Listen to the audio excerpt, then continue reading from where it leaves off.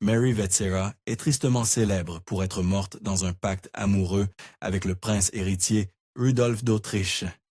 Mais ce qu'ils ont fait à son corps après sa mort est véritablement révoltant.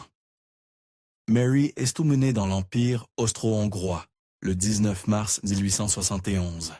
Ses parents étaient deux des nouveaux riches, et sa mère, Helena, n'avait qu'un seul objectif dans la vie, gravir l'échelle sociale.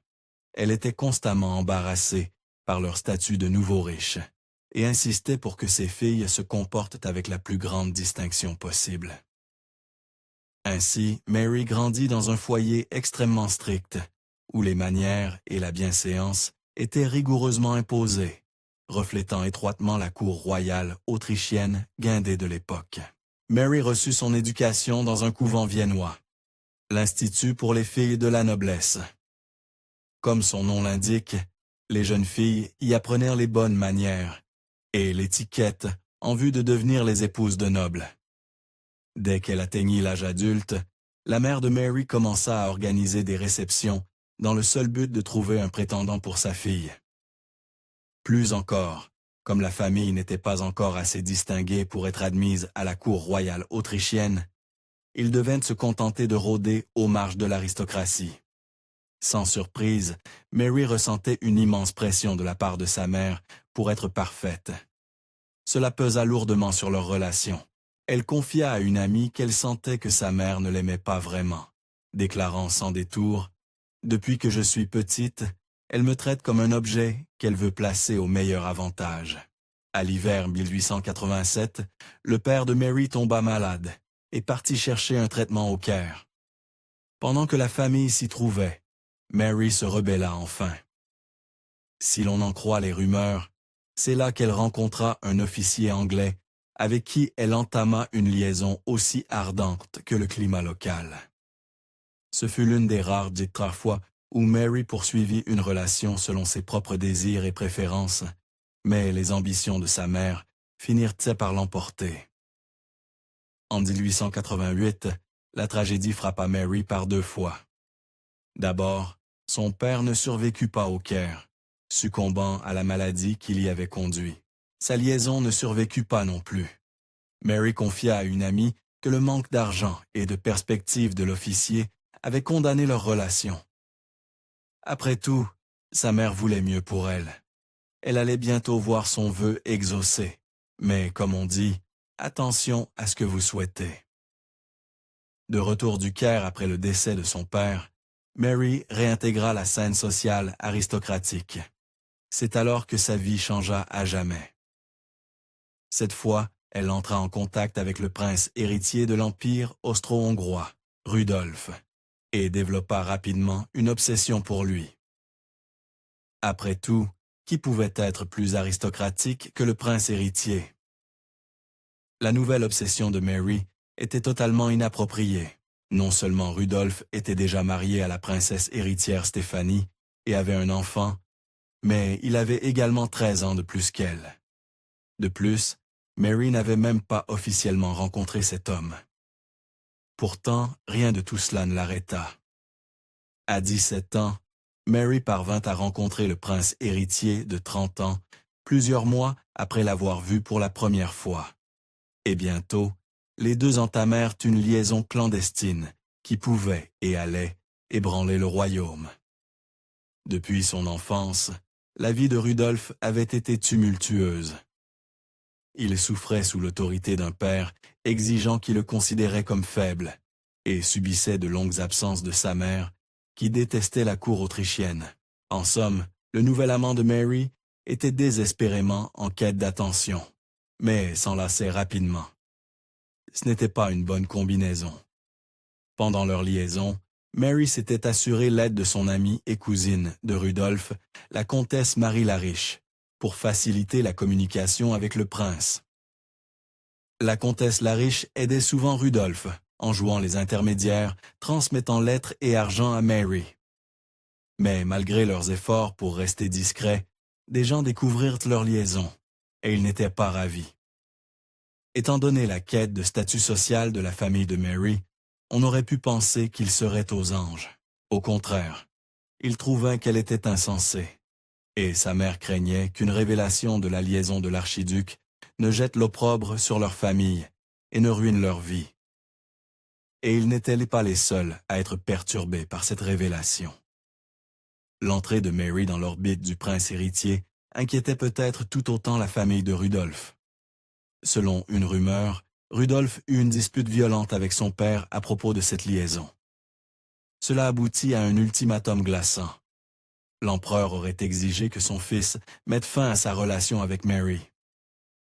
Mais Mary était déjà trop impliquée.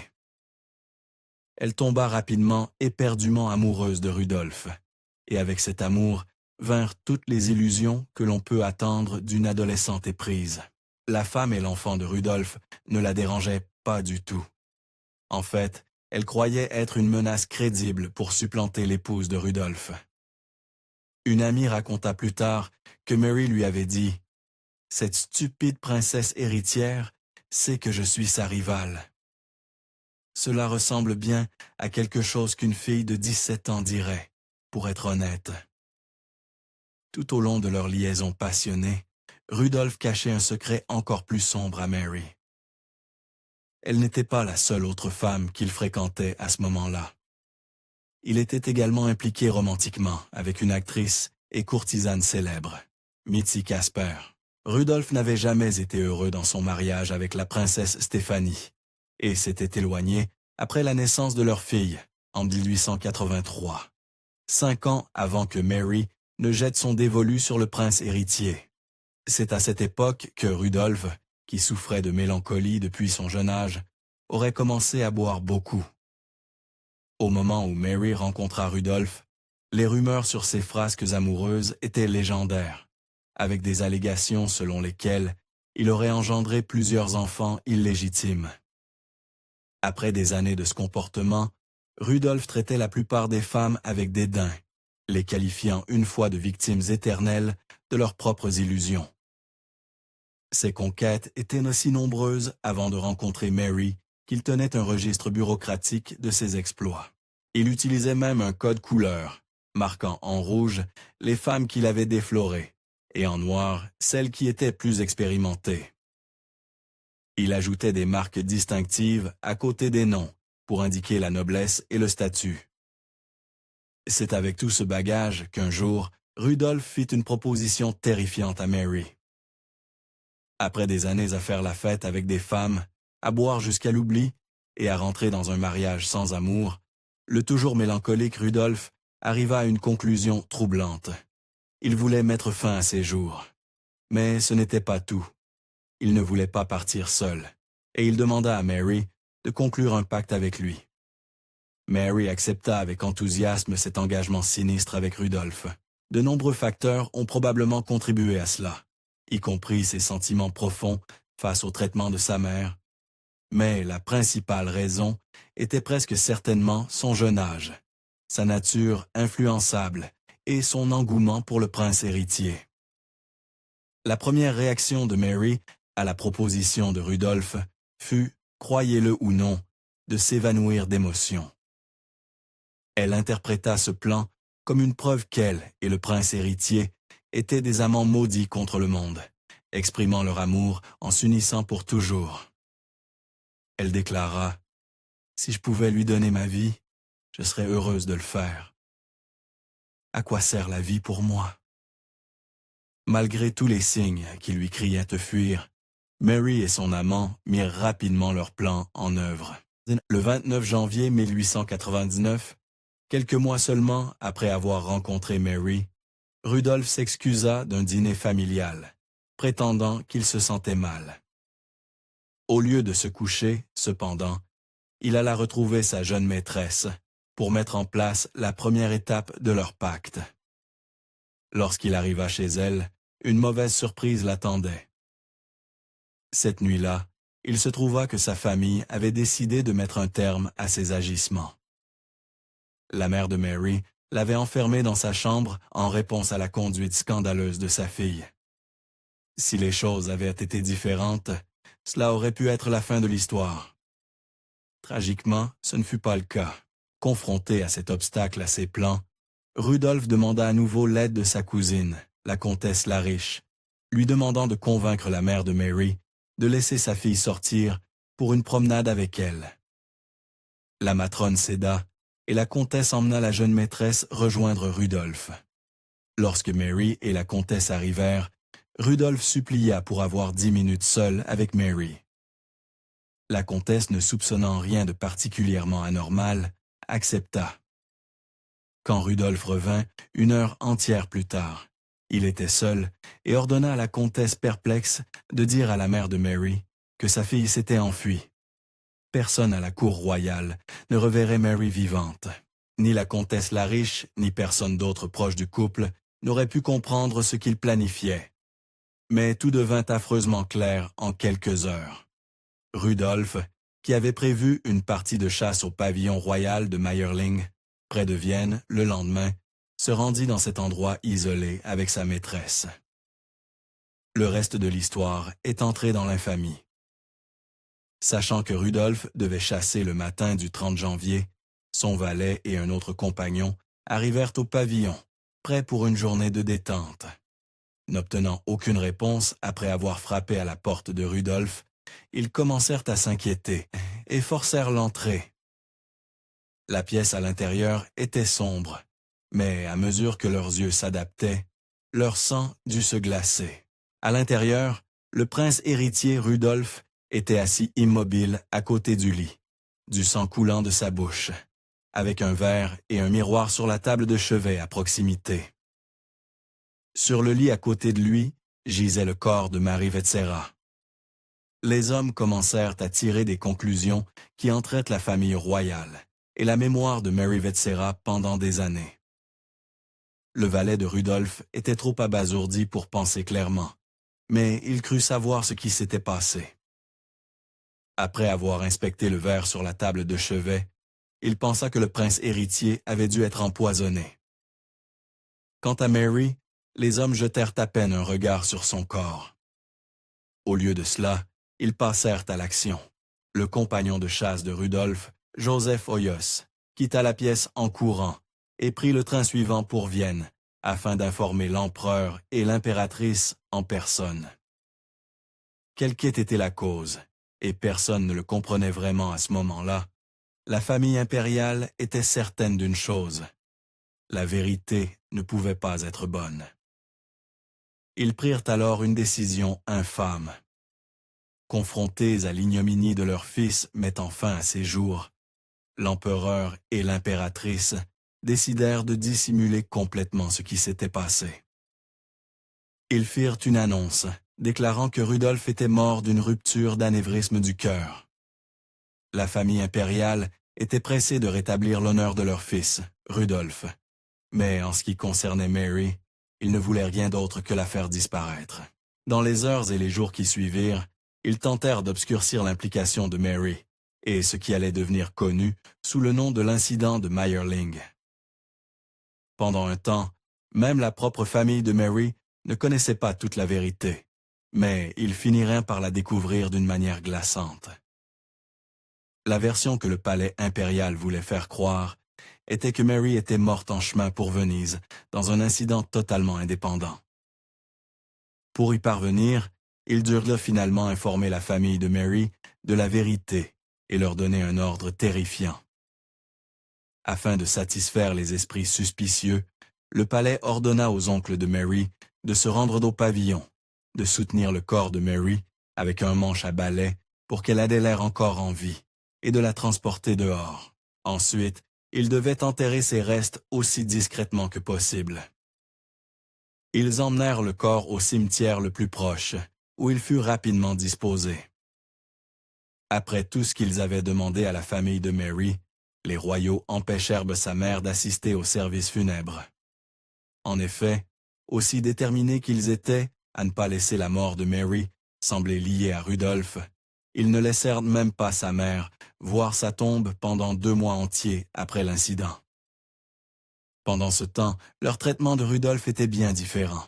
La famille impériale se battit bec et ongles pour obtenir la bénédiction de l'Église afin d'enterrer Rudolf dans la crypte impériale, ce qui était contre la loi de l'Église, étant donné que le prince héritier avait délibérément pris une vie, et la sienne le jour de sa mort.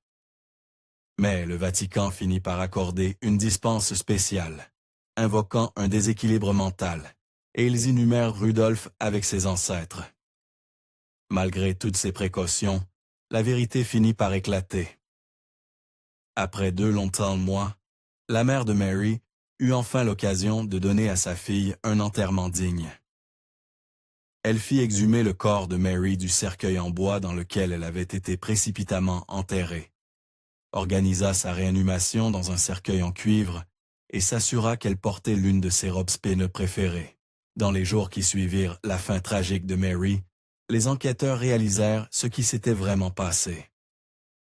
En fouillant Meyerling à la recherche d'indices, ils conclurent qu'il ne s'agissait pas d'un complot d'empoisonnement.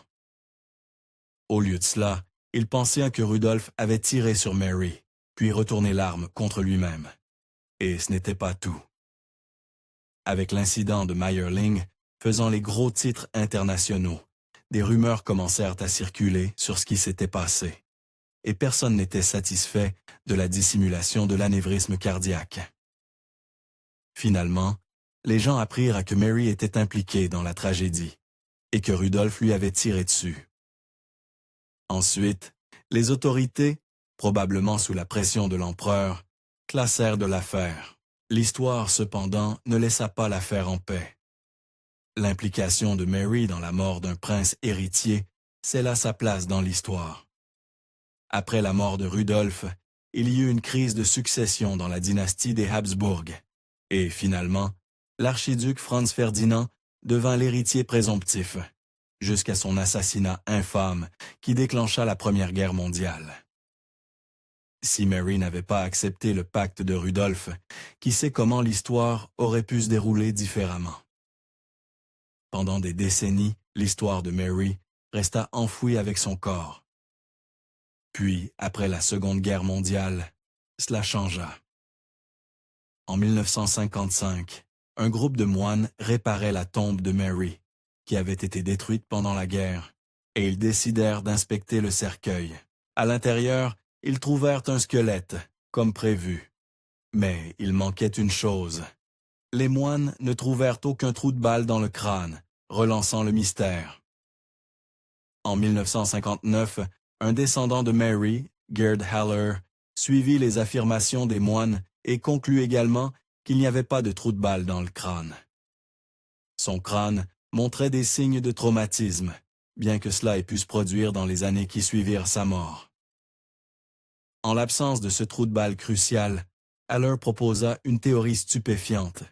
Il suggéra que Mary était enceinte au moment de l'incident et que sa mort était le résultat de sa tentative de mettre fin à la grossesse. Cela n'est probablement pas vrai. Il existe des lettres où Mary admet que Rudolf lui a pris sa virginité seulement 2 semaines avant l'incident, ce qui signifie que si elle était enceinte, elle n'aurait pas pu le savoir. Même ainsi, ce trou de balle manquant intrigue encore de nombreux experts. Plusieurs théories existent maintenant pour l'expliquer ou l'écarter, aucune n'étant assez convaincante pour avoir le dernier mot. Et il y eut une dernière révélation. Ces dernières années, une série de lettres de Mary furent en découverte dans un coffre-fort bancaire en Autriche. La correspondance s'avéra être des lettres d'adieu qu'elle avait écrites juste avant l'incident de Meyerling, et leurs mots étaient poignants. Dans une lettre à sa mère, Mary écrivit « Je n'ai pas pu résister à l'amour.